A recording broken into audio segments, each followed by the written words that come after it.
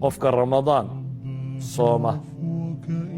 isagoo rumaysan alle iyo rasuulkiisii aakhire iyo Ramadaan ee waxa ciyaaraysan waxaan fooshxun maxaa sameeyay marka waqtigiin wax ku faa'iideysan ilkeena wax yar sii fadhiya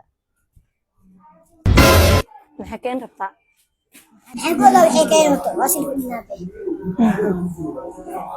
yaa walaalo ara iga daran qofka Ramadaan sooma isagoo rumaysan alle iyo rasuulkiisii aakhire iyo ajarkeeda iyo